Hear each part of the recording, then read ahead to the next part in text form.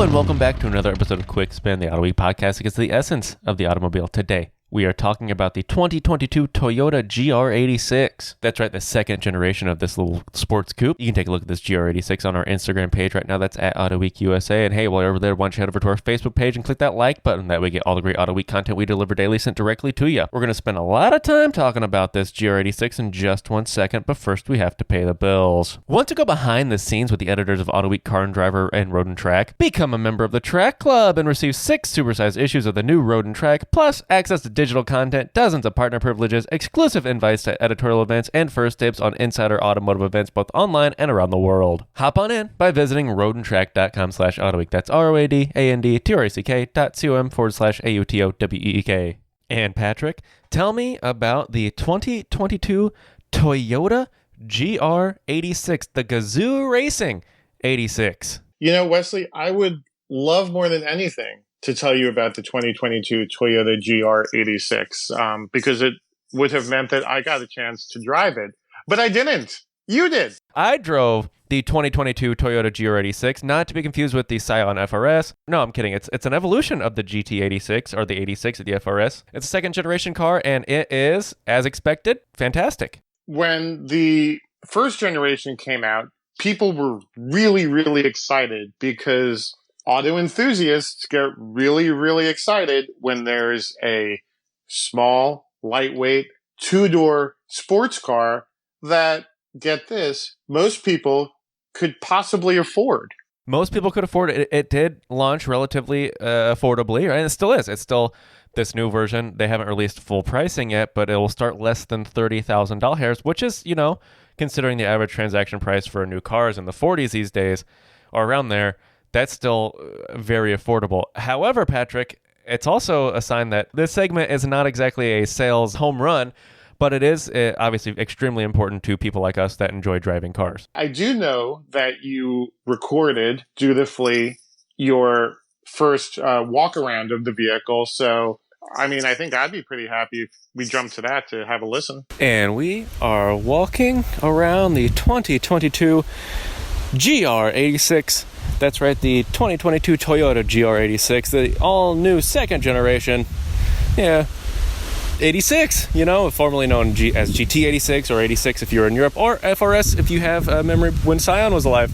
Still a two-door coupe, still entry-level in terms of price, still extremely fun to drive. Restyled, as tends to happen with new generations. We have some functional vents up front, big grille, nice GR badge, and hey, if you're looking real close, the mesh, the hexagonal mesh in the grille, little G's for GR, exciting stuff. This is the automatic premium, and that means it's got a set of 18s wrapped in Michelin Pilot Sport 4s, and I think it looks better than the current or previous generation, the first generation 86 and BRZ, kind of a more mature taillight, more mature front nose. The marketing people said timeless design, and while I'm hesitant to agree with marketing people, they're probably right. It is a very sporty, attractive car that I think will age well. But again, most importantly, what is the draw of the 86 and its Subaru cousin, the BRZ, is the fact that it's a small, entry-level, rear-wheel drive coupe that is extremely fun to drive, available in automatics and manuals. Again, this one's an automatic. This is a premium, so a little bit nicer interior. And boy, howdy, is the interior nice. The gauge cluster is digital now. There's still an LCD screen, and the gauge cluster changes with different drive modes. There's a sport and a track and a normal, snow mode as well if you happen to live where there's snow. Dials for HVAC controls, handy. The heated seats, where they always are in a Subaru, and the center console it's great. It's a little toggle switch. I mean, there's apparently space for people in the rear. Let's see about that. It is a tight squeeze, but there are seats back there. It is a 2+2, technically, which is important. But how does it drive? Well, let's go take it for a quick spin. And I'm guessing a 6-foot-plus gentleman such as yourself would not even fit in the back? No, I would say I would definitely have struggles fitting in the back. That's correct. Yeah, with the driver or passenger seat far back, you're going to have a tough time fitting back there. But the more important thing than having your friends in the back of your 86 is having a spare set of track tires, which if you fold the seat back down, You can fit a full set of a set of 4, mind you. Oh, nice. Wheels and tires back there, which is more important than friends, because you can't put friends on a car. You can definitely put tires on a car, and hey, that's where we're at these days. You cannot put friends on a car for sure. Well, I am curious. You kind of left us hanging about talking about what this was like on the road. So if you're ready to jump to that clip, I'm ready. Let's go. And we are driving GR86, and mind you, this is an automatic, unfortunately. I mean, fortunately, I guess, because I am talking into a microphone, so that's me. No, this is an automatic premium, nice little car. So this road is not a great road for noise. The premium does have a set of 18-inch Michelin Pilot Sport 4s. Not the 4S, but still Pilot Sport 4s. And I have to say, on Monticello, which is where I'm at, huge noticeable difference over the base tires. It's what you'd expect from a set of Michelin Pilot Sport 4s. Great tire. But, hey, what are you going to do?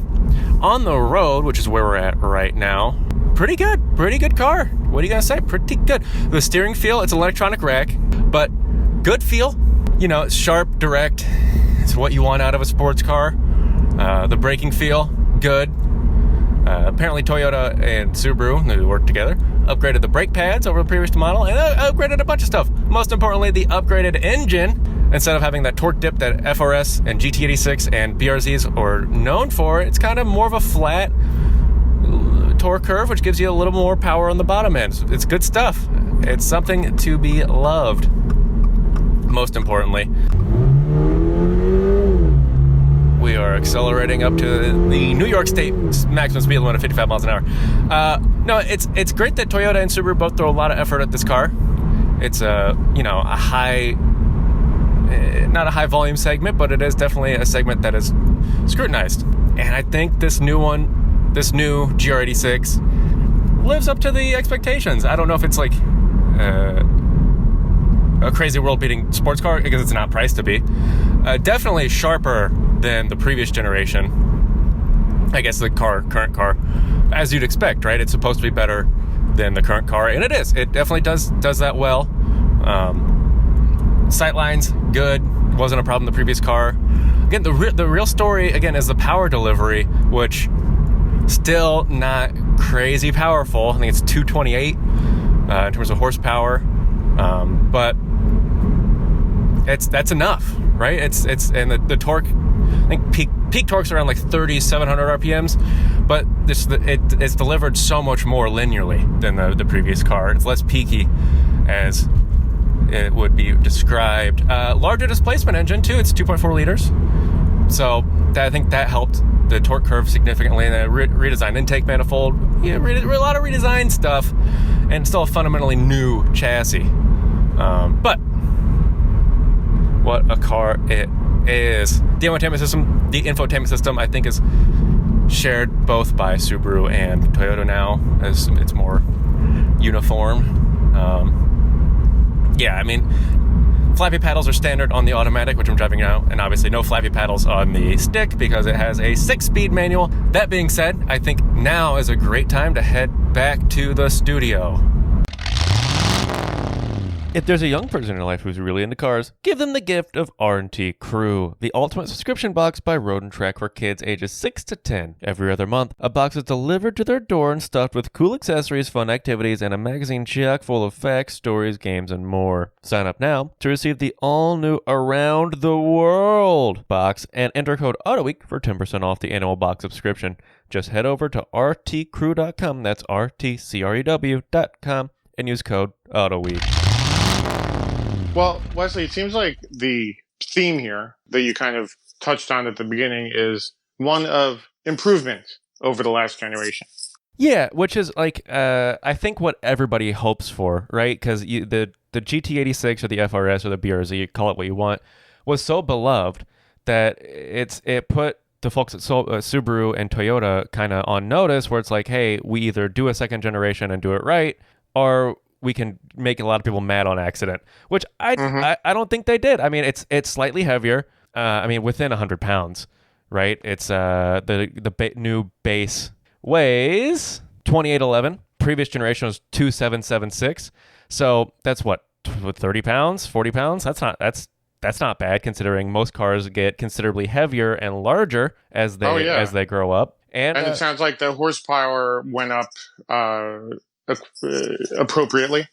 Yeah, so the horsepower only went up 23 horsepower, which that's 10%. So that's a noticeable gain. But torque, it's now 184 at 3,700 RPM versus 156 at 6,400 RPM. Oh, wow. Okay, so you get it a lot earlier. A lot earlier and a lot more. So, I mean, that makes the car drive, as cliche, so much better, right? I mean, you don't just really wring it out to enjoy it. You can just kind of putt around, which I did at Monticello, right? You just kind of, on the short track at Monticello, I think on the south end, you just kind of put it in third, and there you go. That's what you need. I mean, you're going to wring it out a little bit, but you won't struggle really on the low end of the rev range, which I don't know about you, Patrick, but I'm not bouncing cars off the rev limiter every time I go to the grocery store.